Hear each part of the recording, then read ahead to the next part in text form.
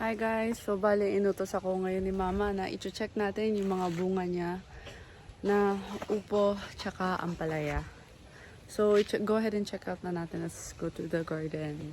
Ngayon, talaka tayo sa may maliit na garden place niyo. Nandito talaga garden ito, inaalagaan ni Tito Vic. Like may mga kamatis dyan. Ito na yung upo. Marami na rin bulaklak. Tapos mga sitaw. So let's go ahead and check specifically yung upo and then yung eggplants doon.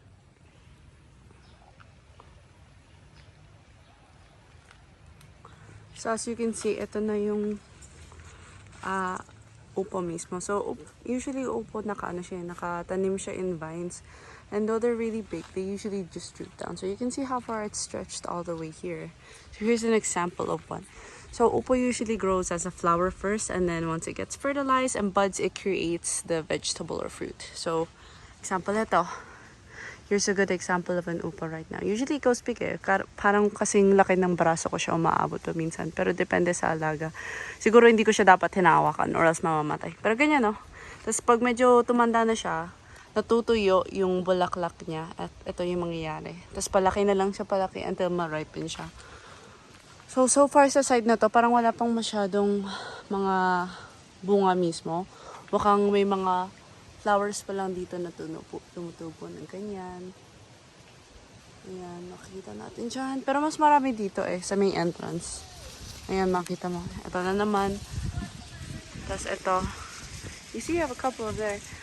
I don't really eat upa much kasi I just eat whatever vegetable mama gives me. Pero usually yan. So as you can see, there's a lot of flowers up here at the top. You know. They're kind of pretty. Sayang wala pa tayong makita masyado na yung bukas na mismo. Pero here's what they look like. So if you can see here. And here's an example of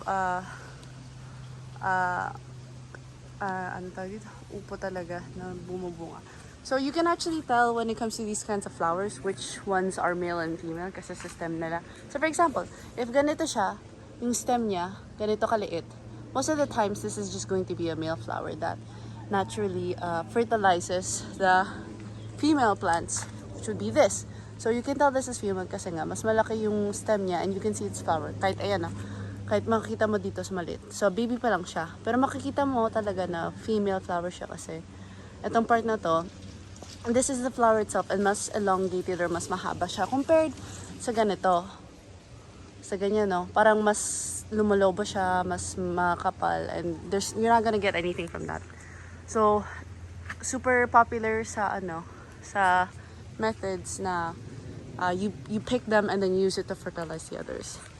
So, while it's a very typical method where you would get one of these flowers, right? You would get these, and in order to fertilize it, para sure ka magkakaroon ka talaga ng bunga, tatanggalin mo yung petals niya, and you would get the main stem itself. Like, let's grab this one here. So you would get these flowers.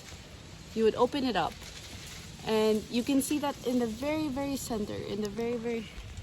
center, itself, nandun yung mga pollen niya. So you'd remove the flowers itself, you would remove the petals itself, and then you would go to your flowers like this, wait until they get a little bit bigger, open it up, and then spread the pollen para sure na na-fertilize siya and lalaki siya. Here's some more example of flowers na bumubunga. So far parang puro mga male pa lang lumalaki. Pero baka meron rin nakatago dyan na females na mahirap lang lumabas muna. Pero we will see naman soon.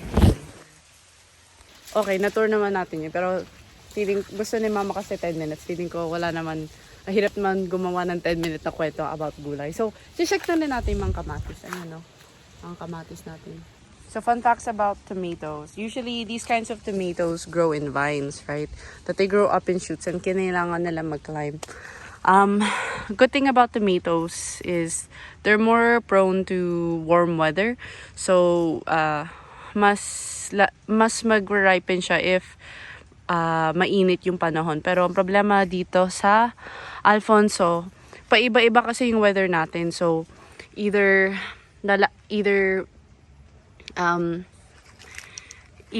iinit siya one day tas sa susunod na day lalamig siya, which is actually really bad for tomatoes kasi that can cause rotting and cracking in the tomato stuff. But we have a lot of good ones right now. And you know, we can see a good portion of it. And there's more here in the back. Here's what I was mentioning. So whenever an area is experiencing like cold temperatures and then it gets hot, these kinds of things happen. They start cracking and they're not that good anymore. But you can still eat them naman kahit papano. And then so the other ones, this one actually has a little bit more eh. Makita mo sa isang tubo na to, if you go up, you already have multiple clusters from the bottom. So ito talaga yung pinakamagandang tanim ni Tito Vic at the moment. Kasi mukhang yung iba, medyo nahihirapan pa magbunga. Ayan o. So you can see, the first one, we have a bunch of them. These ones in the middle, mukhang wala pa siya talaga masyadong tubo. Baka wala talaga siya mabibigay masyado, diba? Now, from once you hear, so ito yung upo. These are the tomatoes. Once you look here, these are the eggplants ni Tito Vic. Let's go ahead and check it out. Okay, so nandito kami, pero hindi ko alam paano pumasok sa loob kasi, hindi ko alam, nandito na ako, pero hindi ko alam paano pumasok sa loob kasi naka-gate, ni Tito Vic ng parang fence kasi marami kaming aso and mahilig pa naman manggulo yung mga aso namin. Ayun may pala, may mga upo sa tabi ko. Pero ayan, so I guess hanggang dito lang yung matutour ko sa inyo, papakita ko lang. Okay, so here is yung mga talong ni Tito Vic. So nakahilera siya usually. So here's the first row. There's about 1, 2, 3, 4, 5, 6 rows of eggplants. So in consideration, ang laki talaga ng plants na ginawa ni Tito Vic kasi ang taas ng pag-grow niya. Pero and it's okay. Importante is yung yield niya talaga ng bunga. So based on these first one, you can see that there's a couple of there's a couple of like flowers already there, like for that one you can see a couple over there under the leaves. And then let's go to other ones right there. Let's go check out the other ones. So guys, nahanap natin yung gate. Mabuti nandito si Ate Ceris. Ate Ceris, tour mo naman ako sa palaya. Talong pala. Oh, this is the plant. Meron pang talong dun sa kabilang part ng farm, malapit sa pond. So ito, wala pa siyang bunga, flowers pa lang yung meron tayo. As you can see, yung area na yun. Flower na yun. Ng ating, sooner naman magkakaroon na ng bunga yan. So namumulaklak pa lang siya at the moment. And then we have other tanim. Ayun, mga Pechay? Yes, pechay. Ano naman natin? So talong to. Ano Yes. pwede lutuin pag talong? Talong, tota. Yun lang? Pritong talong or kaya isasama siya sa binagoongan. Pinagoongan? Yes. Ano yun? Yung pork na nilalagyan ng talong. Sarap yun, guys. Eh di ba't binagoong? Nilalagyan ng bagoong? Bagoong, yes. Tapos lalagyan mo siya ng talong as veggies. Oh, So, ito yung ilan sa mga tanim na talong ni Tito. Meron pa tayong isa doon. Mas maraming tanim yung makikita nyo doon. And mas marami rin yung namumulaklak na at the moment. And aside from talong, meron pang ibang mga plants na nakatanim doon. Na pwede nyo din silipin mamaya. Yung ating sayote. Kati na. kaya nga eh. So ayan, wala pang masyadong bunga. Kasi namumulaklak pa lang. Halong sa tingin mo And bago it's magkaroon? actually good thing din na hindi siya nasira during the time na nagkaroon ng bagyo kasi sobrang lakas ng hangin dito sa Alfonso. Mas nag-aalala ako sa kamatis kasi usually nag-ripen ng kamatis kapag mainit yung panahon eh. Yes. Ngayon medyo every morning na ulan-ulan. Oo, tapos paiba-iba kasi hapon ang init pero umaga ang lamig. Pero yan, meron pa rin naman tayong mga tanim na kamatis dun malapit sa bato. Pwede natin silipin yung later. Okay. Okay, check out Punta natin. tayo dun sa pang tanim ng mga talong. Sige.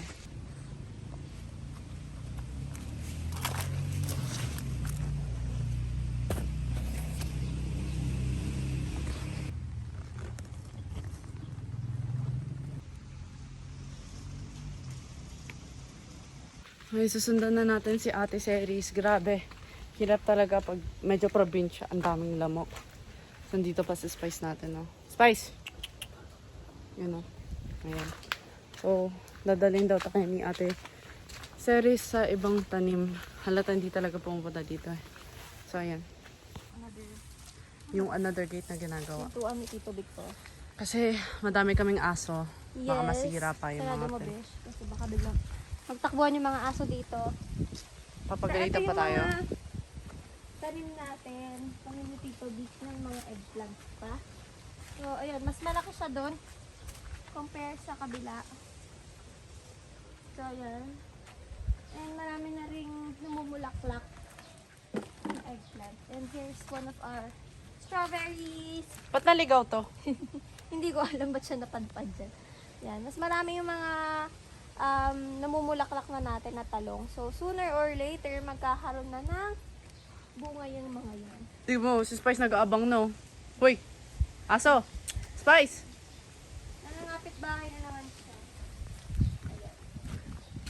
Yan ang ating mga eggplants. Ayan, ang dami ng bulaklak po. Ayan. Mas natawa siguro yung mga insekto. Tignan mo.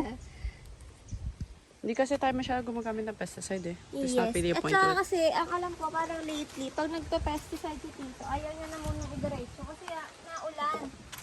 So, mawawala lang din yung pesticide na nilagay niya. True. Ay.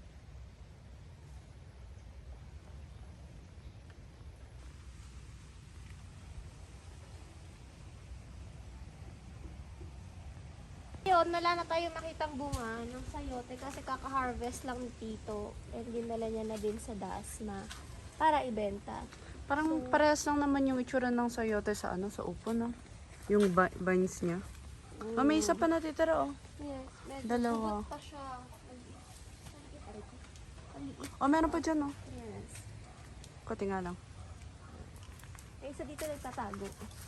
Dito tago, saan? Tadaan! Hinta. Tatago Ang siya. galing Ayaw niya niya naman. atang mapitas. Mamili ka, mamimitas ka or makain ka ng ibon. Either way. And then, I think itong nasa baba is pumpkin. Eto? Or ito ata pumpkin. Hindi ako sure kung anong plant yan. Pero, ito, medyo sure naman ako na pumpkin sa base dun sa kanya. Leaves. Bakit nagpa-pumpkin tayo? Eto ko. Siguro may nabiling, anong tawag dito? May nabiling seeds. And tinry ni Tita. Kasi dalawa lang naman sila. Ah, fairness. Pero ito, cute, eh. Feeling ko lang siya, either upo or kasi nilagyan pa ni dito ng nilagyan pa ni, I think para siyang sayote. oo, kasi nilagyan niya pa ng ganito, eh, para tumubo. Pero hindi, medyo pointed pa yung leaves niya, eh. Yung sa sayote, medyo rounded pa, eh. Baka upo. No? Not sure.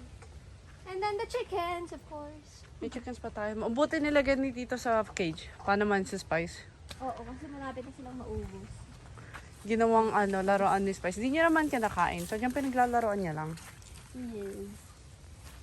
Yan. Yours. So, I think that's a tour of the garden pa naman, eh.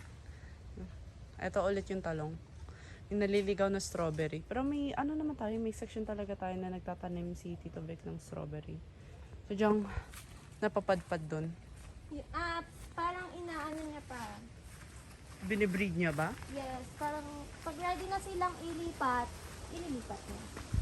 Ah, fairness. So, hindi mo na pwedeng Kalawin. parang sprout pa lang siya.